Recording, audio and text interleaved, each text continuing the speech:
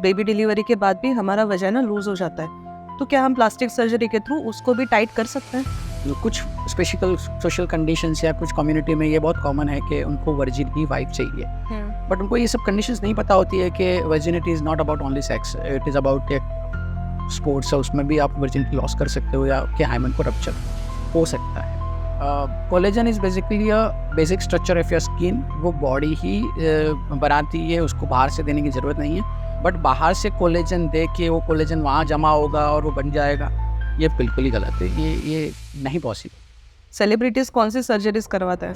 आजकल हर एक सेलिब्रिटी ऐसे ही दिख रहा है, ऊपर से उनका फेस ब्रॉड है और नीचे आते आते उनकी चिन इलोंगेट हो जाती है। तो every celebrities who undergone surgeries, ये सर्जरी मेरे ख्याल से कॉमन है और वही कराते हैं। जब सेलिब्रिटीज जिम में जाते हैं तो 2 महीने के बाद उनका जो ट्रांसफॉर्मेशन होता है वो हमारा कभी होता ही नहीं है। Weight reduction is not a plastic surgery. तो टमी टक सर्जरी में हम ये स्किन फैट दोनों को निकालते हैं और आपको एक अच्छा सा फ्लैट एब्डोमिनल कंटूर देते हैं।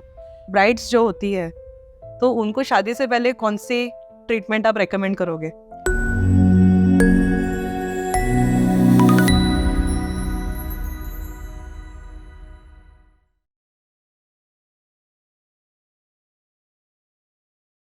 सेलिब्रिटीज कौन सी सर्जरीज करवाता है? Very good question. सेलिब्रिटीज़ को हमेशा अपना फेस को स्लिम आउट दिखना होता है, तो हम जो नोटिस करते हैं तो मेन 3 सर्जरीज वो बहुत ज़्यादा कराते हैं। एक होती है राइनोप्लास्टी, जिससे हम अपने नाक की साइज या शेप को ठीक करवाएं। दूसरा होता है बकल फैट रिमूवल, जिससे आपके चिक की फैट निकाल देते हैं और आपका शेप वी शेप का फेस हो जाता है, तो आप स्लिमर दिखते हो। दूसरा होता है चिन इम्प्लांट या फिर जॉ लाइन करेक्शन, वो हमेशा अपना जॉ लाइन एकदम शार्प रखते हैं, चिन थोड़ी इलोंगेटेड रखते हैं, जिससे आपका गोल्डन ट्रायंगल यानी कि आपका फेस फोरहेड से बड़ा एंड चिन के पार्ट में नीचे आ जाए, अच्छा दिखे, this is called golden triangle. वो हमेशा ये अचीव करने का ट्राई करते हैं और आजकल हर एक सेलिब्रिटी ऐसे ही दिख रहा है, ऊपर से उनका फेस ब्रॉड है और नीचे आते आते उनकी चिन इलोंगेट हो जाती है। तो every celebrities who undergone surgeries, ये सर्जरी मेरे ख्याल से बहुत कॉमन है और वही कराते हैं। हमने देखा बहुत सारे सेलिब्रिटीज को पहले डिम्पल्स नहीं थे, लेकिन अभी उनको डिम्पल्स है, तो वो भी सर्जरी से ही होता है। हाँ, छोटी सर्जरी है, 25 मिनट्स आप आओ, डिम्पल लेके चले जाओ, इतनी कॉमन सर्जरीज हैं। और आपने देखा होगा डिम्पल के साथ लड़कियाँ या लड़के अच्छे ही दिखते हैं, तो ये बहुत ही सेफ और स्मॉल सर्जरी है, लोकल एनेस्थीसिया में होती है, डे केयर में होती है। आप आओ, हम एक छोटा सा इंसिजन रखते हैं, आपकी अननेसेसरी मसल्स को हम स्प्रेड करते हैं, स्टिच मारते हैं और आपको डिम्पल जहाँ चाहिए वहाँ डिम्पल क्रिएट हो जाता है। So it's very nice surgery and very आपके फेशियल एनहांसमेंट के लिए बहुत ही बेनिफिशियल है। मैंने देखा है सेलिब्रिटीज कभी बूढ़ी नहीं होती है। बहुत सारी सेलिब्रिटीज़ आजकल यानी सालों से बोटॉक्स का यूज़ करते हैं। बोटॉक्स एंड फिलर्स जो दो डिफरेंट थिंग है। Botox is for wrinkles and fillers are for volume loss. Botox का यूज़ हम इसलिए करते हैं जहाँ पे आपको रिंकल्स आ गए, ड्यू टू एजिंग आपकी स्किन लूज हो गई, आपको रिंकल्स दिखने चालू हो गए, तो हम वहाँ पे इंजेक्शन लगा के आपके जो रिंकल्स को टोटली वैनिश कर सकते हैं और आपको एक यूथफुल स्किन दे सकते हैं। It's like tightening. बेसिकली ये मसल को पैरालाइज कर देता है, तो जिससे आपकी जो मसल, आप जैसे आपने गुस्सा किया तो आप जैसे आपकी आंखें पास में आएगी तो आपकी स्किन भी पास में आएगी, तो वहाँ पे रिंकल्स आएंगे, बट वो वहाँ पे इंजेक्शन लगाने से वो मसल काम ही नहीं करेंगे, तो पास ही नहीं आएंगे, तो आपकी स्किन भी एनवेलप भी वैसे का वैसा रहेगा, तो स्किन टाइट दिखेगी। जैसे आप आईब्रोज रेज करते हो तो आप यहाँ रिंकल्स होते हैं, तो हम ये मसल को ही पैरालाइज कर देते हैं, तो ऊपर उठेंगे ही नहीं, तो स्किन में रिंकल्स ही नहीं दिखेंगे। वो परमानेंट पैरालाइज होता है? नहीं, बोटॉक्स आपको हर 3 से 4 महीने के बाद फ्रिक्वेंटली इंटरवल पे टचअप या रिपीट कराना पड़ता है। So what is this Botox? Botox एक न्यूरोटॉक्सिन है जो हम अपने बैक्टीरियम से निकालते हैं। ये सिर्फ कॉस्मेटिक पर्पस के लिए यूज होता है ऐसा नहीं है। हम कुछ फिजिकल कंडीशन लाइक आपको पसीना ज़्यादा आता हो, लाइक एक्जिला है, पाम से, आपने किसी के देखा किसी पाम से बहुत पसीना आता है, हाँ, तो हम वहाँ पे भी बोटॉक्स लगाते हैं जिससे आपके पसीने का जो ग्लैंड हो कंट्रैक्ट हो जाए और पसीना बंद हो जाए। कुछ जिन फेशियल स्पाजम हो गया, आपको मसल ट्विचिंग हो गया, वहाँ पे भी हम बोटॉक्स का यूज़ करते हैं। किसी को बहुत ही सीवियर नेक पेन होता है जिसे हम टॉर्टिकोलिस सिंड्रोम बोलते हैं, या बहुत ही मसल स्पाजम हो जाते हैं, तो वहाँ पे भी हम इंजेक्ट करके उसे पैरालाइज करके आपको नेक पेन से भी रिलीफ कर सकते हैं। And this cosmetic is always there, आपके रिंकल्स चले गए, आप यूथफुल दिखने लगे, आप हमेशा यंग दिखोगे लाइक सेलिब्रिटीज। तो बोटॉक्स के बहुत सारे फायदे हैं। तो ओरल कोलेजन क्या होता है? Collagen is basically a basic structure of your skin. वो बॉडी ही बनाती है, उसको बाहर से देने की ज़रूरत नहीं है। हम उसको जिस प्रोडक्शन को स्टिमुलेट कर सकते हैं with certain injections like certain therapy, hit देके या उसको स्किन को इंजर्ट करके हम कोलेजन प्रोडक्शन बढ़ा सकते हैं। बट बाहर से कोलेजन दे के वो कोलेजन वहाँ जमा होगा और वो बन जाएगा, ये बिल्कुल ही गलत है। ये नहीं पॉसिबल। आपके हिसाब से कौन सी ऐसी सेलिब्रिटीज है जो नेचुरली ब्यूटीफुल है? नेचुरली ब्यूटीफुल आजकल देखा जाए तो ऐसे Alia Bhatt, Deepika Padukone. Okay. Obvious difference नहीं दिखता उनके लुक में, दे आर प्योर मेरे ख्याल से। Otherwise most of the celebrities undergone surgeries and Botox and fillers. लोग आजकल हेयर रिमूवल बहुत करवा रहे हैं। लेज़र हेयर रिमूवल बहुत ट्रेंडिंग है और करना भी चाहिए, is very very good thing. फ़ायदा क्या है? लेस पेनफुल है, सेफ है, इससे कोई डैमेज नहीं हो रहा है, और आपके जो हर वीक की झंझट है, आपको बाल शेव करना है या ट्रिम करना है, उससे आपको छुटकारा मिल रहा है। प्लस हेयर रिमूवल हो जाने से आपका हाइजीन मेंटेन हो रहा है, आपको कॉस्मेटिकली अच्छे दिख रहे हो, आपके leg and hands slim and smooth दिखते हैं, तो बेनिफिशियल है, इसका कोई साइड इफेक्ट ही नहीं है। तो laser hair is really very good treatment to opt for. कैसे फीमेल्स ही हेयर रिमूवल करवाती है? नहीं, मेल्स भी कराते हैं। मेल आते हैं बियर्ड को रिशेप, जैसे अभी बहुत ट्रेंड है बियर्ड को एक अच्छा सा शेप देने के लिए, तो उनको हर वीक पे जाके वहाँ पे कुछ शेव कराना पड़ेगा। तो we can do permanent removal of that those hair, तो उनको बार बार वहाँ जाना नहीं पड़ेगा। फिर जिनको बहुत सारे मेल को चेस्ट के बाल बहुत ज़्यादा होते हैं, या उसके आर्म्स और हेयर में बहुत लेग्स में बहुत सारे बाल होते हैं, तो वहाँ पे भी कराते हैं। फिर मेल्स भी प्राइवेट पार्ट के भी हेयर रिमूवल कराते हैं। तो मेल फीमेल दोनों ही इक्वली हेयर रिमूवल कराते हैं। कोई तो रीजन है जिसकी वजह से हमको वहाँ पर बाल है, तो उसको रिमूव क्यों करवाना है? बाल प्रोटेक्ट करता है आपको ठंड से, एक रीज़न ये है। इसलिए आपने देखा होगा कि हम माउंटेन में जाते हैं, वहाँ के कुत्ते बहुत फरी होते हैं, उनके बाल ज़्यादा होते हैं तो उनको ठंड कम लगती है। दूसरा होता है हाइजीन पॉइंट ऑफ व्यू, पसीने की ग्लैंड्स उसी बाल में होती है, तो वहाँ से पसीना निकलता है, तो आपकी स्किन हाइड्रेट रहती है। तो भगवान ने बाल दिए हैं कुछ पर्पज़ से ही दिए हैं, बट पसीने का हम कुछ कर नहीं रहे, और यहाँ पे इतनी ठंड है नहीं, तो ये सब बाल इतने ज़रूरी यहाँ के लिए नहीं है, तो हम निकलवा सकते हैं। जब हम वहाँ से बाल निकलवाते हैं लेजर के थ्रू, तो वहाँ की ग्लैंड्स बंद हो जाती है? नहीं होती, वही बोल रहा हूँ, हम ग्लैंड्स को डैमेज ही नहीं कर रहे, आपको पसीना नहीं होगा। लेज़र हेयर रिमूवल से पसीना नहीं आएगा, ऐसा है ही नहीं। बट लेकिन अगर मैं शेव कर सकती हूँ उसी पार्ट का, तो फिर मैं लेजर हेयर रिमूवल क्यों ऑप्ट करूँ? एक तो आपको शेविंग हर 15-20 दिन पे करना पड़ेगा, तो वहाँ से आपकी फ्रीक्वेंसी कम हो गई। लेज़र हेयर रिमूवल करने के बाद आपको बाल ऑलमोस्ट नहीं आएंगे, या 6-1 महीने में आपको मेंटेनेंस के लिए जाना पड़ेगा। शेव करते हो तब हमेशा आपके स्किन को डैमेज होता है, तो ट्रॉमा भी हो गया, बार बार ट्रॉमा हो गया, जिससे कि आपके स्पेशली आपके प्राइवेट पार्ट से एक्जिला को डार्क कर, स्किन डार्क हो जाती है वहाँ की। सो यहाँ से भी हमको छुटकारा मिल रहा है। दूसरा, आप हाइजीन मेंटेन कर रहे हैं। आपको कुछ लोग प्लग करते हैं, हेयर को प्लग करते हैं, आईब्रोज को थ्रेड से निकालते हैं, तो आपकी स्किन डैमेज होती है, वहाँ पे स्वेलिंग आ जाता है, वो डार्क हो जाती है स्किन। तो ये सब फ़ायदे हैं।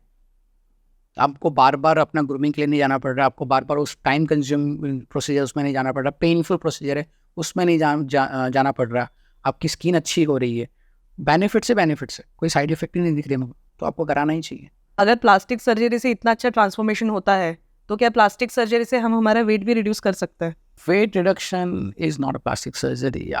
बहुत कॉमन मीथ है लाइपोसक्शन के बारे में कि liposuction is weight reduction surgery. बिल्कुल ही गलत है। हम प्लास्टिक सर्जरी में कभी ये क्लेम करते ही नहीं कि हम वेट रिडक्शन करके देंगे। लाइपोसक्शन में हम बॉडी को आपको शेप में करके देंगे, और कुछ एरियाज़ की जो बॉडी फैट है जो आपकी नहीं जा रही डाइट एक्सरसाइज से, उसको निकाल के देंगे। वेट रिडक्शन का क्लेम मेरे ख्याल से कोई प्लास्टिक सर्जन नहीं करेगा कि हम वेट रिडक्शन करके दे देंगे। जब सेलिब्रिटीज जिम में जाते हैं, तो 2 महीने के बाद उनका जो ट्रांसफॉर्मेशन होता है वो हमारा कभी होता ही नहीं है। सो लाइपोसक्शन से हम बॉडी को शेप में ला सकते हैं, और उसके बाद हम जिम करें तो रिजल्ट इज ड्रास्टिक। बट आप सिर्फ वेट रिडक्शन के पर्पज से हमारे पास आते हो तो हम liposuction will not help. Liposuction procedure ये है कि आपके कुछ एरियाज लाइक आपके लव हैंडल्स हो गए, लोअर बेली हो गई, थाइज हो गए या आर्म्स हो गए, वहाँ से हम फैट को निकाल देते हैं। बट उसको मेंटेन करना पड़ता है, और मेंटेन कैसे, आप एक्सरसाइज डाइट से ही कर पाओगे तो आपको और अच्छा रिजल्ट मिलेगा। बट आपका ओवरवेट है और आप लाइपोसक्शन करा के एकदम से स्लिम दिखोगे, ऐसा पॉसिबल ही नहीं है। तो ये रीज़न है कि लाइपोसक्शन करने के बाद आप जिम जाओगे तो रिजल्ट विल बी ड्रास्टिक, आपको अच्छा दिखेगा।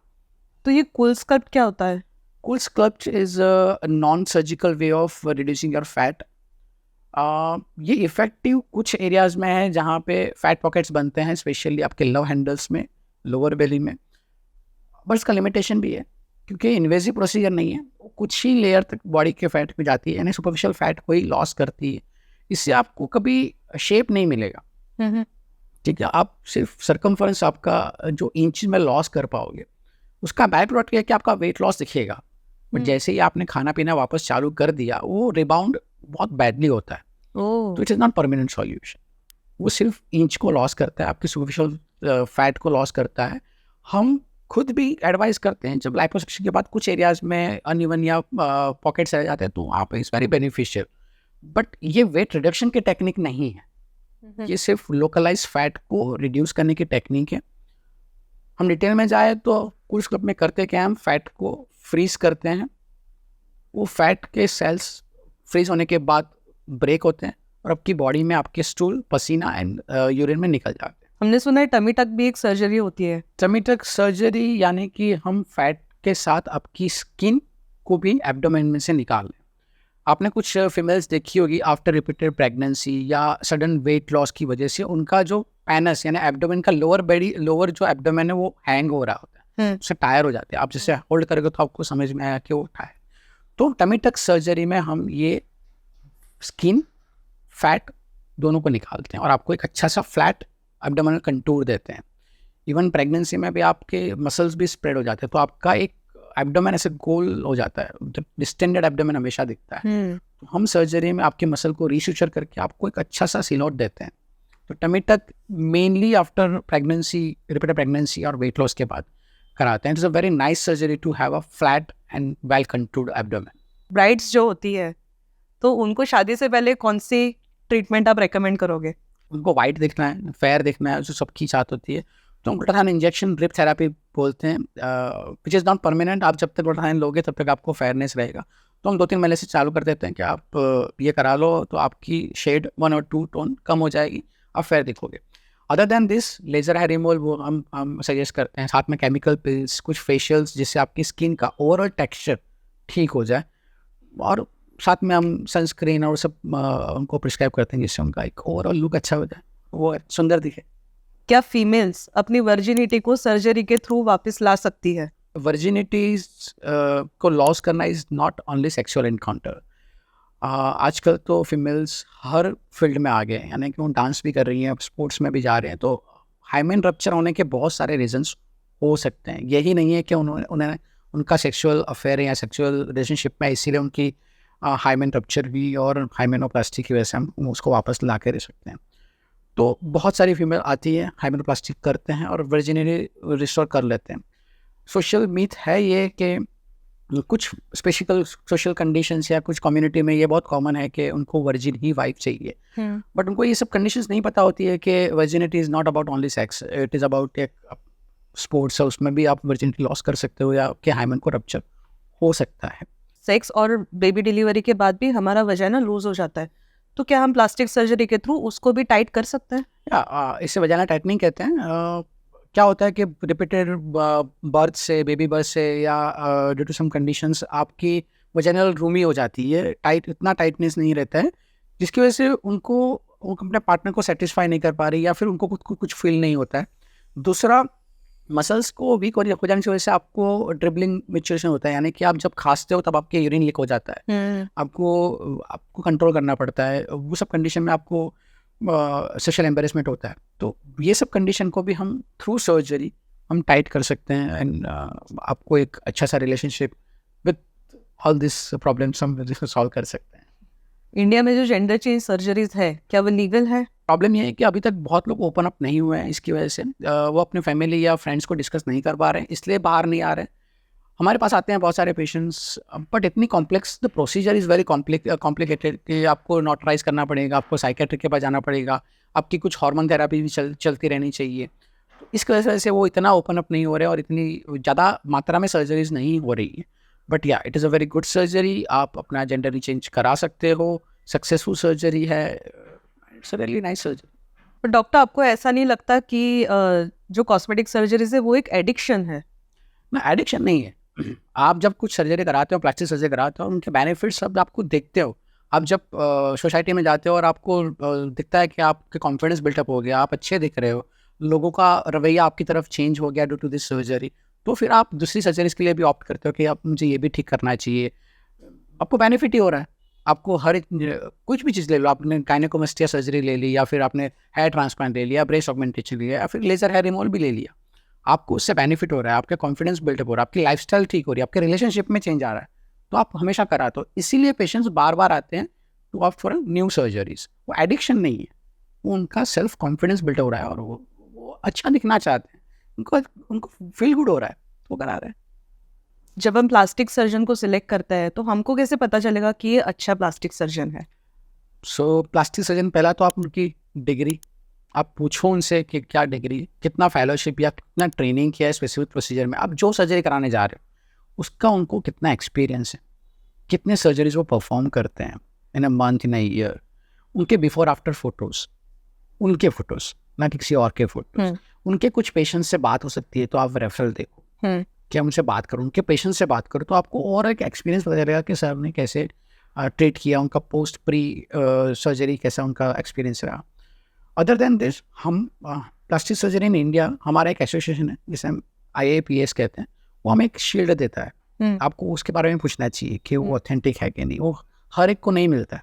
आपको कुछ एलिजिबिलिटी क्राइटेरिया उसको पास करना पड़ता है, तब आपको वो बोर्ड सर्टिफाई करता है और आपको शील्ड देता है। तो ये सब चीज़ें आपको ध्यान रखनी चाहिए। उनकी वेबसाइट पे जाओ, प्रॉपर रिसर्च करो, उनके पेशेंट्स से बात करो, पिक्चर्स देखो उनके बिफोर आफ्टर की, और वो सर्जरी के बारे में उनका कितना एक्सपीरियंस है वो आपको पूछना चाहिए। आपकी सर्जरी, आपकी बॉडी, आप जाने से पहले उनको प्रॉपर रिसर्च करना चाहिए। It's very common. हमारी साइट पे भी आपको नंबर ऑफ प्रश्न मिल जाएंगे जो बोर्ड सर्टिफाइड है, आप पे एनलिस्ट किया होता है।